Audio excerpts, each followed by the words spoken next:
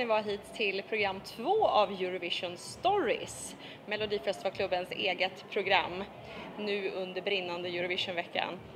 Ja, den här lilla saken som vi har framför oss här på bordet, den är inte så liten förresten. Peter, vad är det här för någonting? Jo, det är Melodifestivalklubbens trofé som delas ut till vinnande artister. Alltså när jag säger vinnande artister, jag menar som har vunnit Eurovision åt Sverige. Ja. Så det är 6 stycken sådana som vi har tagit fram. Ja, och sedan har vi även uppmärksammat låtskrivarna. Sen har vi även en liten plaket som vi delar ut till låtskrivarna. Här står det Svenska fanklubbens pris till låtskrivare av segrande bidrag i Eurovision Song Contest. Fina grejer det här, åtråvärda. Ja, nej, det var ju så här att häromkvällen så hade vi en liten prisceremoni, en vinnarprisceremoni som gick av stapeln här på Eurofan Café. Och vi ska se lite bilder därifrån. Sweden's won this contest 6 times, as you all know, only one behind Ireland. And to celebrate this, Melodifestivalklubben, OGAE Sweden, has decided to create a new prize for Sweden's Eurovision Song Contest winners, as you see here. With me on the stage, from OGAE Sweden by Alexander Borodin and Peter Baston. Why was there a decision to create this prize? Yes, there has been going on quite a lot of time this suggestion that we should have some kind of prize for extraordinary things or for winners. But this has been discussed quite a lot, but nothing actually happened until now. Of course, we had on our annual meeting at least 2 proposals for doing something. So then we created a working committee that we will give all the previous Swedish winners of Eurovision a prize. But on the same time, we're also working to give honorary awards every year, and that if it's voted and decided, this will be starting from next year. And that will be not only for artists or composers, but also for producers, hosts, script writers, everything that's connected to Melodifestivalen and Eurovision. And as we'll see today, you've also particularly chosen to highlight the work of the songwriters. Yes, because Eurovision Song Contest was initially a song contest, and the songwriters were in the center of things. We seem to have forgotten that now. It's all about production and how things are presented. There's a lot of focus on the artists. So it's time for the writers to take back the power. Ida is going to hand out the prizes. Present yourself. Yes, my name is Ida and I'm the president of OGAE Sweden. So you've got this. Yes, give her a round of applause. You've got the job to actually hand out the good stuff. Yeah, exactly. Feedback on the mic. Let's start off by remembering that amazing night in Vienna last year. We all remember Måns Zelmerlöw when he took the Eurovision crown, bringing us all back here this year. And of course, the real winners there. You see the names of the songwriters there. Joy Deb, Linnea Deb, Anton Malmberg, Hård av Segerstad. And we're very pleased to say that they're with us today to pick up the very first of these prizes.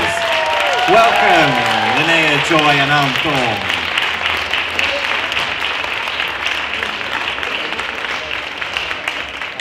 Hi guys, welcome up. Linnea, you're gonna...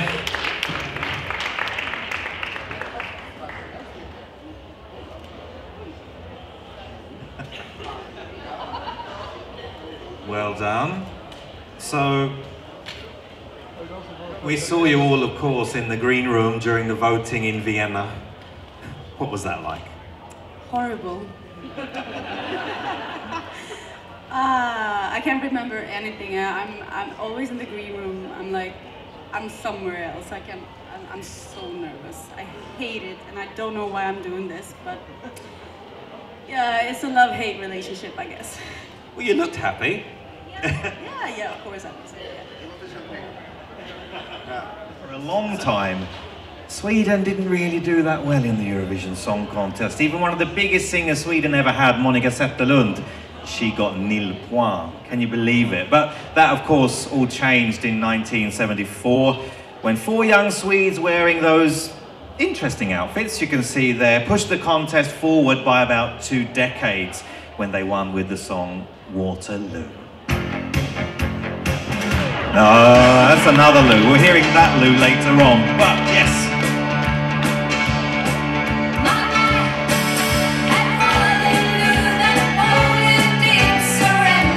Of course, the songwriters there, Björn Ulvaeus, Stig Andersson and Benny Andersson. And to accept the prize, on behalf of ABBA and Björn and Benny, it's a real pleasure to welcome a person who has worked with ABBA and Stig Andersson from the very beginning, knows everything about them. Please welcome Görel Hansel. Welcome, Görel. Thank you for coming. And here's Ida with the...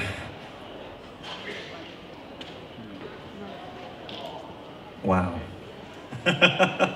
So, Görel, how important was the Eurovision to Stickan and ABBA back then?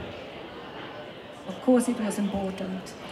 It meant, I would say, they would have come as far as they did, even without Eurovision, but it made the trip much shorter. And what was life like in the Polar Music office the days after the victory? Hard work, and it was also very well lined up by Stickan, so everything was prepared. I wasn't in Brighton. We were sort of standby in Stockholm to go to the office and press the button. And he did have everything prepared, didn't he? He was ready to go. Yes.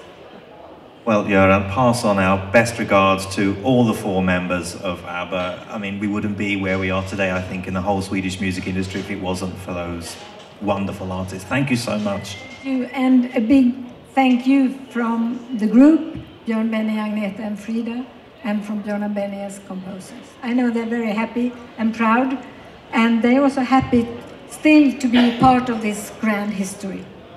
Wonderful. Thank you so much. Thank you.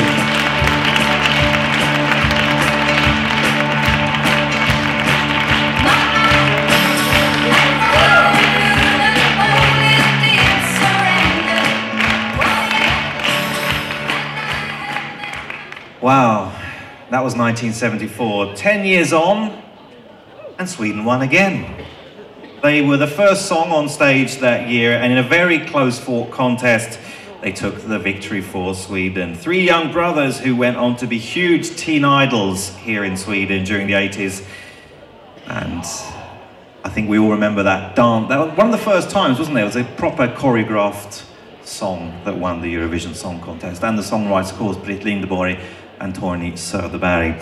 And to accept the prize on behalf of the Herreys, here is a Herrey, Rickard Herrey. Welcome, Rickard.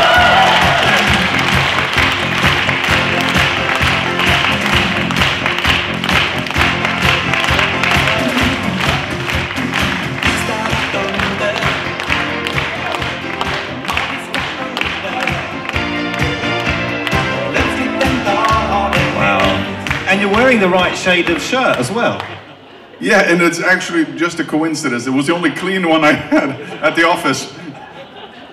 It was a little warm today, yes. It is rather hot. Well, what's your strongest memory of Luxembourg? Winning. That's a very strong memory. Yes, actually, it was very nice. We lived in a small hotel together with the Norwegian delegation, I think, and everybody else lived at the big hotel. And so we were a little off, sort of not meeting all the other delegations, and it was a quite small arena, actually. It was like a concert hall in Luxembourg, maybe like, I don't know, 700 or 800 people. And yeah, it was a very nice time. We had nice weather, we did a lot of interviews, and we managed, fortunately, to get enough points to end up on the top spot. So it was quite exciting. I remember in the end, because we were very focused on in the end, because we were ahead, and about halftime we were winning by a lot, and then Ireland sort of got closer and closer and closer, and when Ireland finally got 3 points, I think, from some country, I don't know which, I just basically jumped up and screamed, because Ireland got 3 points, and I felt a little bad still. It's like, yes, Ireland got 3. I mean, no, oh yeah, we won. No, like that. So it was kind of nice. Linda Martin, she won eventually herself anyway, so you know. I know, and Johnny Logan, he's won 3 times, and you know, he has to come in second sometime. Somebody has to beat him, you know, and it had to be me. Now, you guys were really young. You're a round of applause. You guys were really young when you competed. I mean, Sweden's entry this year, France is also, he's just 17. What advice would you give him about this whole circus? Well, France is actually almost exact same age as my youngest brother was, Louis. Or younger brother, I only have one younger brother. So, really just to enjoy it. It's a very nice event. It's a once in a lifetime usually event for an artist, except if you're Johnny Logan or you know Carola or somebody who keeps coming back. But so it's just enjoy it and try to to do everything, talk to the other artists, just relax and if you're prepared and if you've rehearsed enough, you shouldn't have to worry about that. You should just basically go in and do your thing and just enjoy it. And then wait for the judges to give their points. Yes, dum dum dum. Yeah, but there's so many countries. I mean, you have to go into it with a feeling that I'm going to do my best. I'm going to do really hard and hope to win. But you also have to think that, look, there's 40 countries that want to win. The odds are fairly small that you're going to win. So just go in and have fun, and wherever the points end up, they end up, and it's not much you can do about it. So it's easy for me to say because I won, but still, it's not much you can do. You can only do your best, and that's it. That's the only thing you can focus on. Just try to do your thing. Make sure the number and the music sounds good. That's it.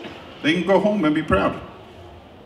As I think everyone in Sweden was the day after you won. Richard Herrey, thank you so much for joining us here. Thank you.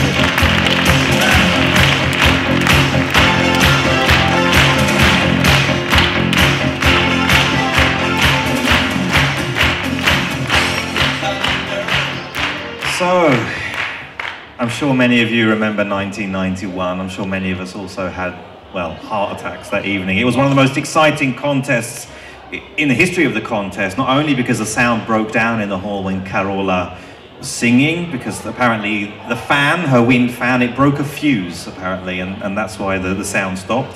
Also, the voting, of course, was a thriller with both songs from Sweden and France ending with the same amount of points and it going down to a tiebreaker. But Sweden won, written by Stefan Berg, Fångad av en stormvind. And unfortunately, Carola is busy elsewhere this evening, but we have spoken to the songwriter of Fångad av en stormvind, Stefan Berg, and he sent us a little message, and Peter Baston's going to read it out for us. This is going to be a simultaneous translation because it's in Swedish. Dear Mello älskare, or Mello lovers, it's a great honor for me to be remembered in this manner for something that happened so long ago as 25 years, but which still seems to be clear in people's memories. That Mello and the Eurovision Song Contest are the biggest and best events that mankind has created. Of course, there's no doubt about.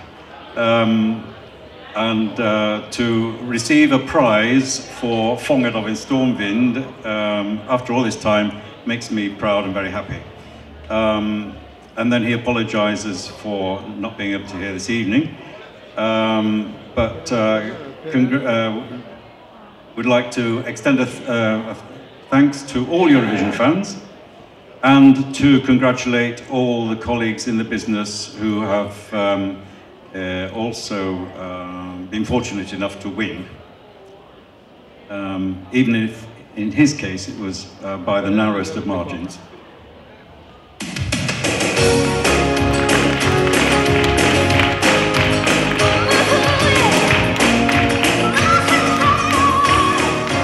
Do you remember that night, Alex? How nervous were you during the voting? I was very small then, but I have these very first memories I have from Eurovision. I think for a lot of people it is one of the big first memories for a lot of Swedes, isn't it? Well, in 1999, 25 years had passed since ABBA won in Brighton. and the brand new musical Mamma Mia had just opened in London's West End. And after a thrilling vote, as you can see there, Charlotte Perrelli in her wonderful pink outfit won in Jerusalem with Take Me to Your Heaven, just beating Iceland's Selma. Unfortunately, Charlotte can't be with us today either, but she's around in Stockholm. She's got lots of performances. But we do have a message from one of the winning songwriters, Gert Langstrand, who wrote the song together with Lars Dille Didriksson and Marcus Obeda. And Peter's going to try to pass on the message from Gert Langstrand, who was very moved by all this. Thank you. Gert also feels very honoured by this award. He's very glad that the Melodifestivalklubben remembers him. And as I said in the opening remarks, Eurovision began as a competition for songs and songwriters. He's particularly glad that we have brought songwriters to the fore again. He thinks it's a wonderful initiative on the part of the club. We're grateful for that.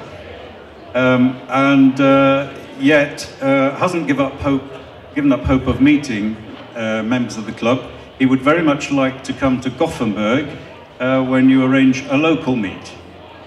So we must remember to bear him in mind.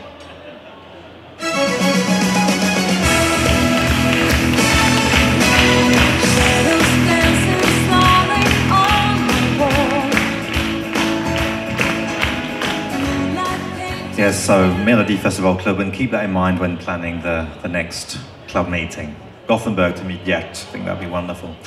Now, I don't think this lady needs much presentation, or even the song. There are a few Eurovision winners that stand the test of time and become true evergreens, and I think this song is definitely one of those.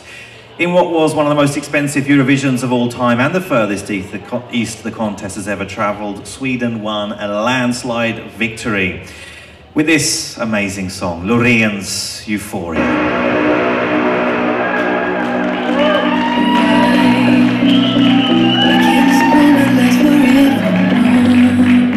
And to accept the prize, the men behind this fantastic song. Welcome Thomas Gesson and Peter Boström. Welcome.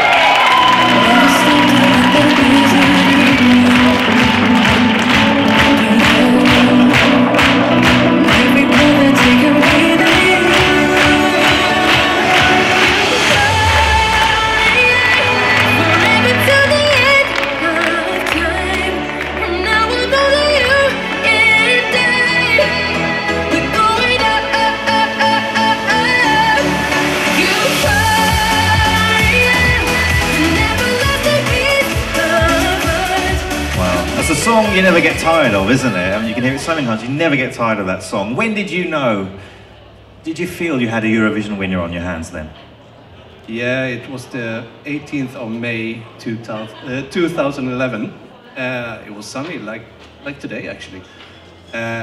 We had a couple of coffee and we wrote the basic structure. And we came down after the coffee and we felt that, oh, this is pretty good. We felt it then, yeah. Was it a difficult song to write, or did it flow quite easily?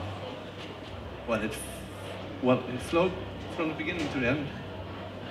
It's a good thing. Yeah, it was very easy. Yeah. Is that a sign? I mean, is that a good sign where a song's very easy to write? No, sometimes it's easy and sometimes it's really tough. It doesn't matter. It's as long as it's a good song, it can be different. What's your strongest memory of Baku? Well, late nights, kebab, beer, yeah. And Thomas, you've of course written countless entries for the contest, not only for Sweden but for other countries as well. You've got several in the contest this year as well. What is it that brings you back? I don't know. Someone calls me and I say yes. Yeah. Well, pass on our best wishes to Loreen, and I think on behalf of everyone, thank you so much and congratulations.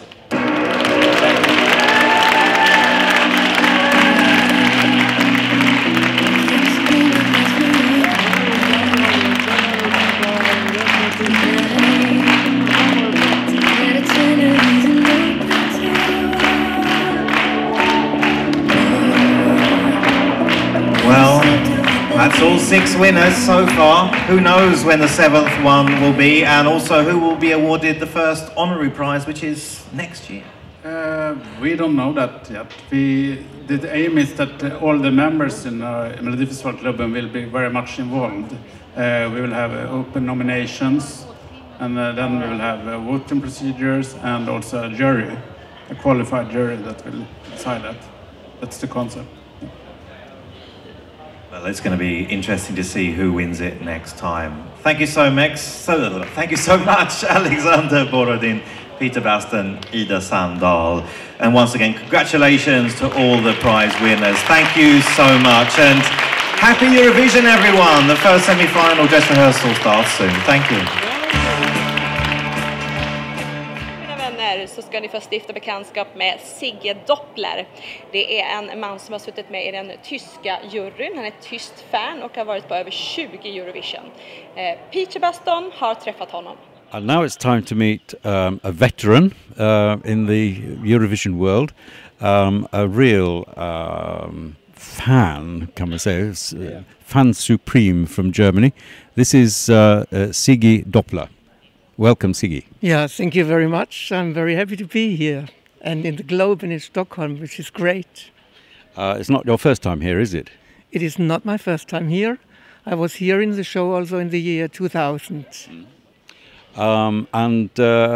Can you remember how many Eurovisions you've been to altogether?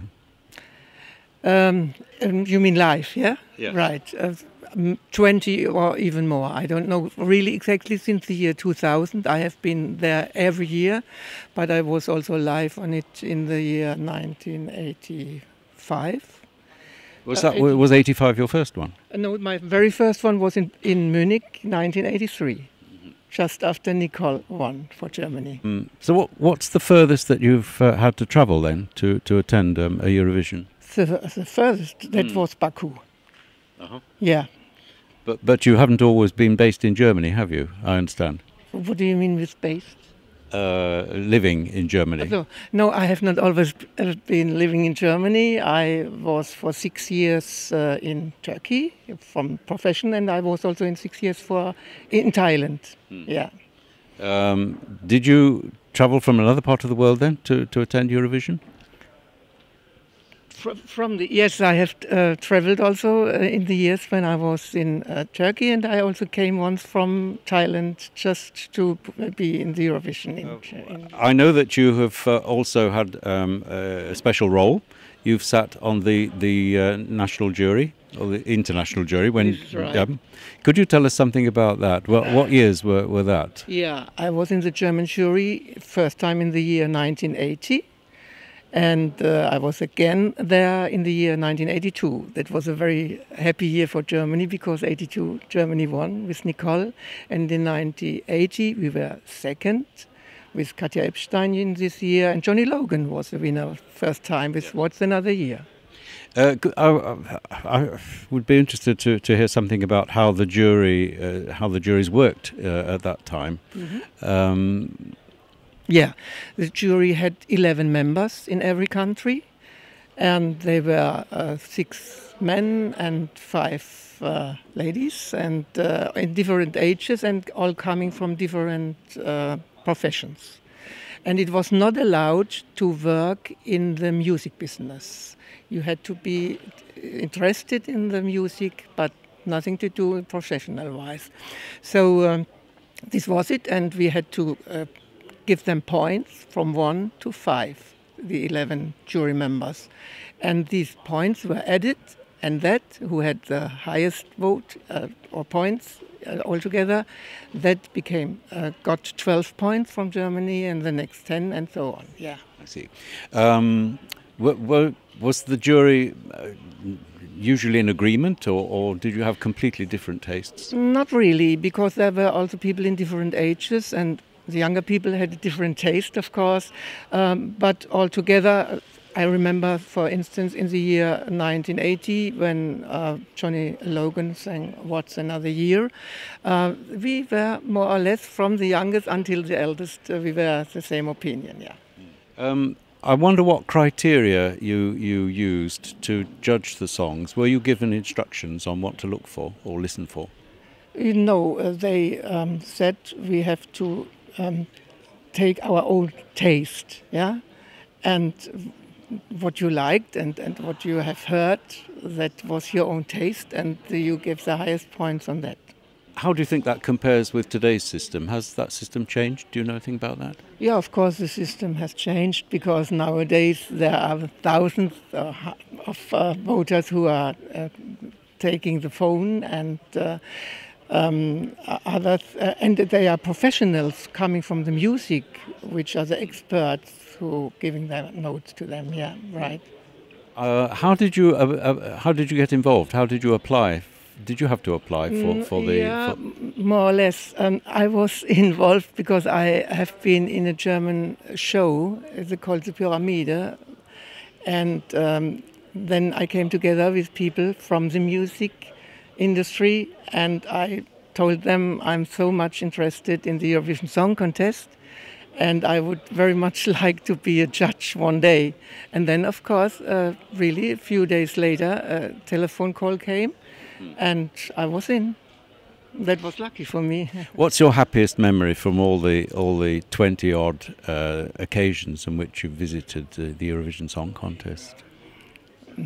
Every occasion is different, of course, but especially those here in the Scandinavian countries were great, because we have the best fans here, and that makes everybody happy. We all feel very, very good here.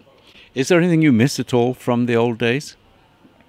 Yes, I miss the orchestra, which is really a pity that everything is just coming from the tape, but the orchestra should still be in the hall and in the show.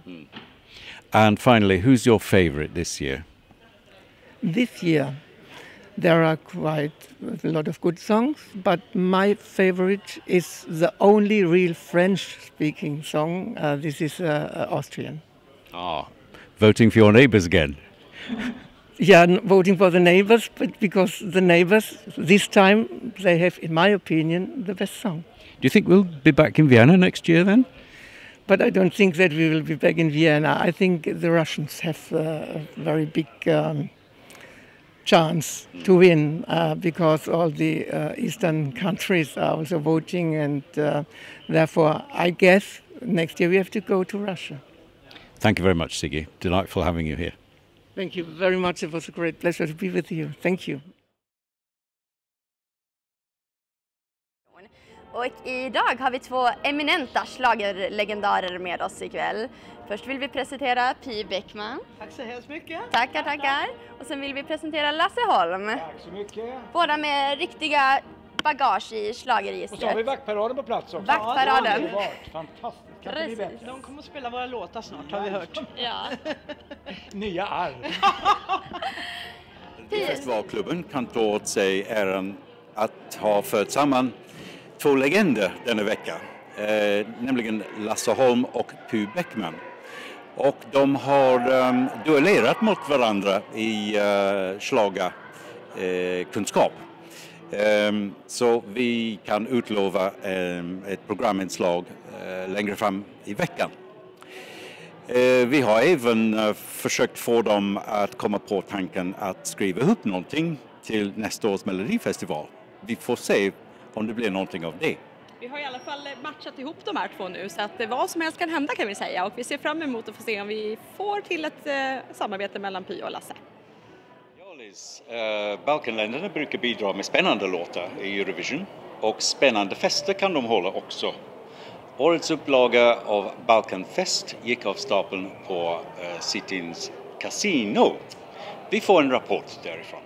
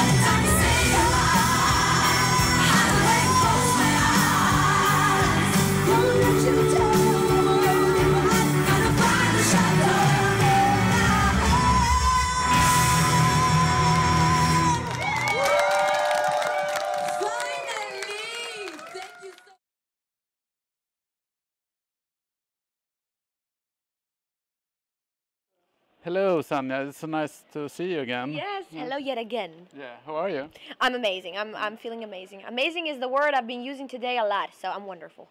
Has everything been as you expected it to be? Yes, even more than even more so. Yeah, I just had my first rehearsal, and I'm really pleased. And I hope that the next and the next one and the second and the third are going to be even better, so I'm really optimistic. Yeah, it seems you have to sing quite a lot, not only on the rehearsals but also even for all the journalists. Yeah, I'm singing all the time. Yeah, but you like it? It's not bad for your voice? No, I love it. That's what I do. Yeah, I sing the right way so it doesn't hurt my voice, you know. Yeah. There's a technique you have to use, so yeah.